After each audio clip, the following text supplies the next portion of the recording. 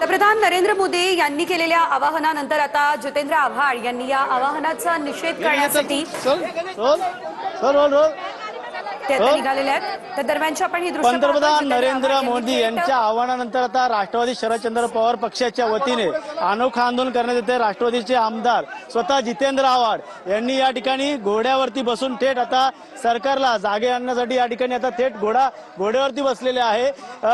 नरेंद्र मोदी यांनी काटकसरीवरती आवाहन केल्यानंतर या ठिकाणी राष्ट्रवादीने आता थेट या ठिकाणी बैलगाड्या घोडेगाडी असतील या ठिकाणी काढण्यात आलेल्या आहेत। राष्ट्रवादी शरदचंद्र पवार पक्षाच्या पार्टीकडनं या ठिकाणी घोडागाडी काढण्यात आलेली आहे। स्वतः जितेंद्र आव्हाड या ठिकाणी घोड्यावरती बसलेले आहे।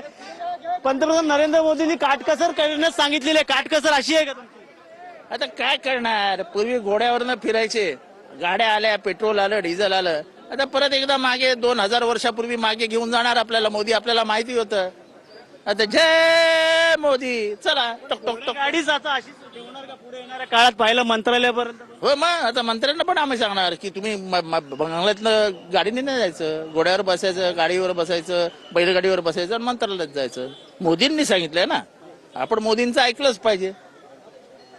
ते भलेही परदेशी गेले तरी जनता उपाशी राहिली नाही पाहिजे। ते परदेशी, जनता उपाशी, हरकत नाही। मात्र आता घोडागाडी बरोबर मागे देखील बैलगाड्या आणि सर्व जे पौराणिक आपल्या म्हणजे वापर होता पौराणिक कथांमध्ये की बैलावरनं जा, घोड्यावरनं जा, गाढवावरनं जा, त्याचा वापर करावा लागेल। देशावर ही परिस्थिती आणली आता। जनता ऐकणार का बाबा? पाहिलं गेलं तर पेट्रोल डिझेलचे भाव वाढत चाललेले आहेत, मात्र महागाईचा फटका आणि पाठराखण की भाजपचे लोक करतायत मोदींची। असं आहे की तेल कमी वापरा। महाराष्ट्रामध्ये सर्वाधिक तेल चंद्रकांत पाटील वापरतात, एवढं डोक्याला तेल लावतात। आता मला माहित नाही उद्यापासून ते तेल वापरणार, केस कापणार, काय करणार माहित नाही मला, पण त्यांनी पण तेल वापर कमी करावा आता केसाला। सल्ला तुम्ही देतात ते ऐकतील? नाही, आम्ही कोणाला सल्ला देत नाही। सल्ला मी फक्त मोदींचा ऐकला म्हणून घोड्यावर बसलो।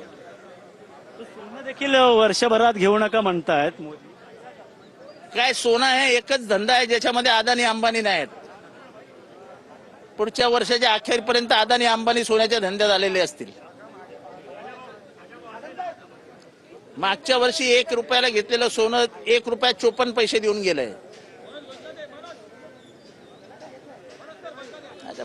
काय कळत नाही काय यांचं। भाजपच्या ताफ्यामध्ये मोठ्या प्रमाणात गाड्या दिसून येतात, मोदींच्या देखील। त्यांना सगळं माफ आहे। त्यांनी परदेशी जावं, त्यांनी गाड्या वापरा, सगळं। गरिबांनी काय करू नये।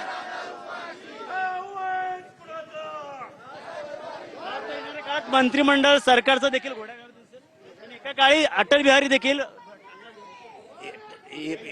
बैलगाडी घेऊन कॉम्प्युटरचं जेव्हा आगमन झालं तर कॉम्प्युटरच्या विरोधात मोर्चा काढला होता, तेव्हा स्वतः अटल बिहारी वाजपेयी हे बैलगाडी घेऊन पार्लमेंटला गेले होते। आमचं आव्हान असेल देवेंद्र फडणवीस यांना की तुम्ही वर्षामधनं जेव्हा निकाल मंत्रालयात यायला तेव्हा घोडागाडी किंवा बैलगाडीत या किंवा घोड्यावरनं जा। साहेबांनी देखील ट्विट केलेलं आहे, राजसाहेबांनी देखील ट्विट केले, पत्र दिलेलं आहे, अस्वस्थता। हे काय मनमानी आहे काय? रात्री यायचं सांगायचं, उद्या